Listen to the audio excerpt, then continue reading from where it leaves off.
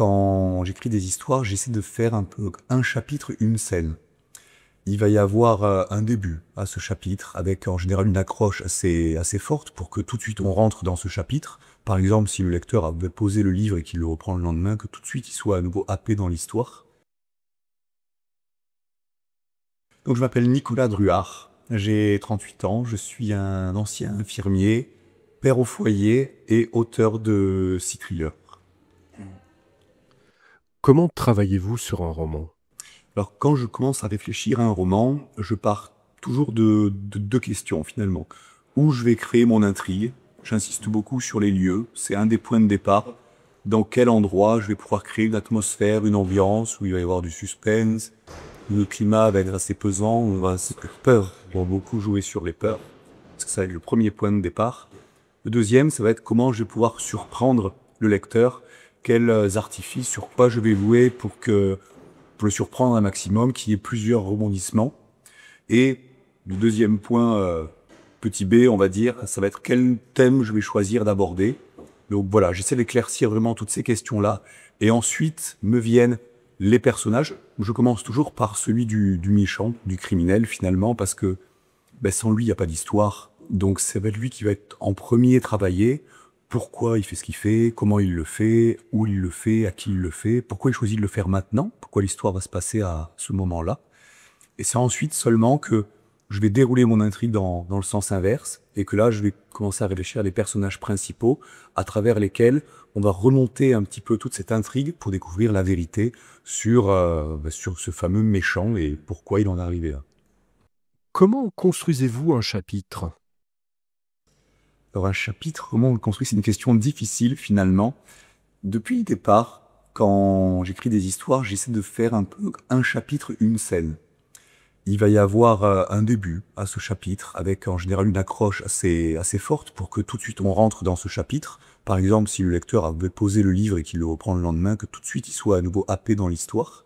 Il va y avoir une trame dans le chapitre où on va prendre des choses, évidemment, il va y avoir de l'action, des dialogues. Et il va se terminer, ça c'est un des codes du thriller, sur une note qui va forcément appeler à lire le précédent. On va rester sur une touche de suspense. Et ils sont assez courts, ça aussi c'est quelque chose qui est assez codifié dans le thriller, que j'aime bien lire, donc que j'aime bien faire aussi.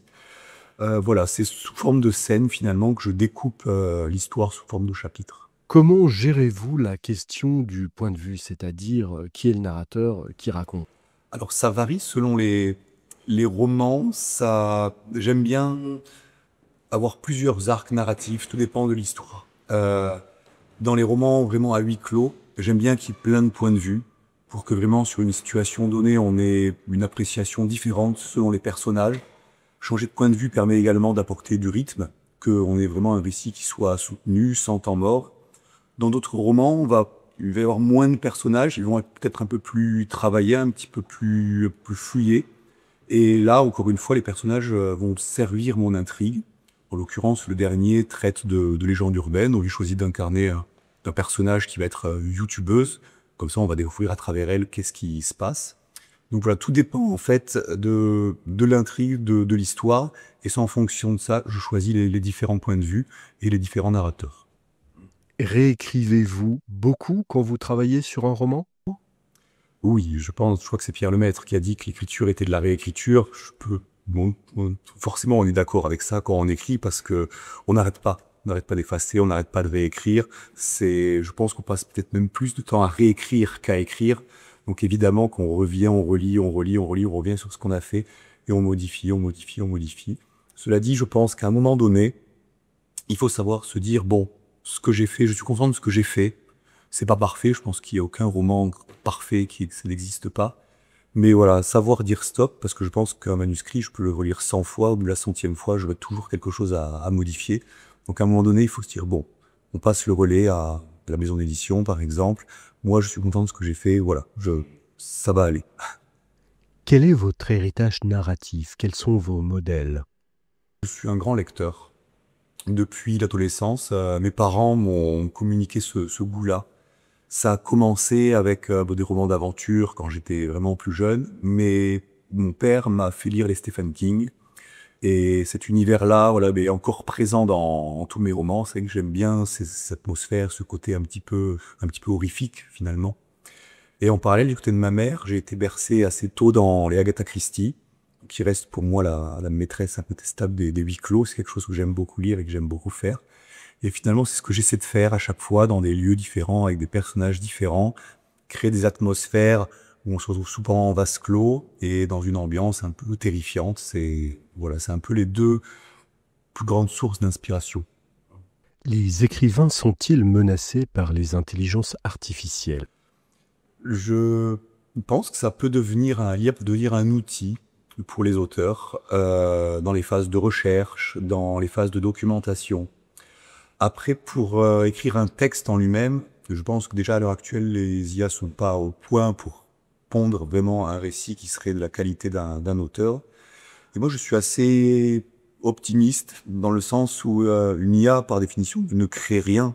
Elle va piocher à gauche à droite dans différentes bases de données, sur Internet, sur les réseaux sociaux, plein d'éléments qu'elle va compiler pour créer un récit. Bon, finalement, elle va rien inventer véritablement, alors que l'auteur, lui, pourra avoir, même si c'est de plus en plus rare, une idée qui n'a jamais été faite. Il y a beaucoup de choses qui ont été faites, mais parfois on a une idée que les autres n'ont pas.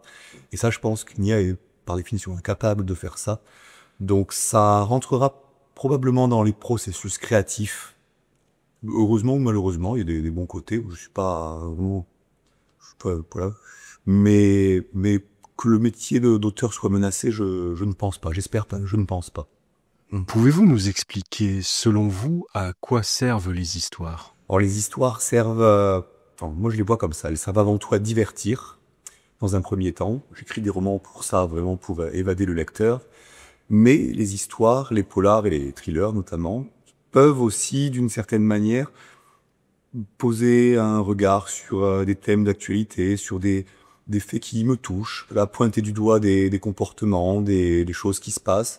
Donc voilà, ça peut être un bon moyen finalement, à travers un divertissement, de pas faire passer un message, ce serait peut-être un peu présomptueux, mais voilà, de pointer des choses qui me dérangent en tout cas. De quel type d'histoire pensez-vous que nous ayons besoin dans le zeitgeist, c'est-à-dire le contexte actuel? Alors c'est assez paradoxal ce que je vais dire, parce que c'est une situation actuelle, mondiale, assez complexe. Mais malgré tout, j'écris des histoires assez dures, assez sombres, violentes même. Donc je pense pas que ce soit un exutoire, mais voilà, j'essaie d'écrire des histoires qui sont quand même ancrées dans la réalité, mais je fais vraiment la part des choses entre la fiction et la réalité. Le but quand j'écris et quand je lis aussi, c'est de s'évader et de sortir un petit peu de cette réalité, même s'il y a évidemment quelques passerelles entre les histoires et le monde dans lequel on vit. Quel serait votre conseil à un auteur débutant? Ce que je pourrais dire à un auteur qui veut débuter, c'est d'écrire pour soi, dans un premier temps. Je pense qu'il faut écrire parce qu'on aime ça, parce qu'on éprouve du plaisir. Moi, on est avant tout notre premier lecteur. Ensuite, si ça plaît aux autres, tant mieux. Si ça plaît à une maison d'édition, encore mieux. Mais je pense qu'au départ, c'est quelque chose de très égoïste, en fait, de très personnel. On écrit pour soi, c'est comme ça que je le vois, en tout cas. Et ensuite, si ça plaît, tant mieux. Mais c'est avant tout quelque chose il y a beaucoup d'autosatisfaction, finalement.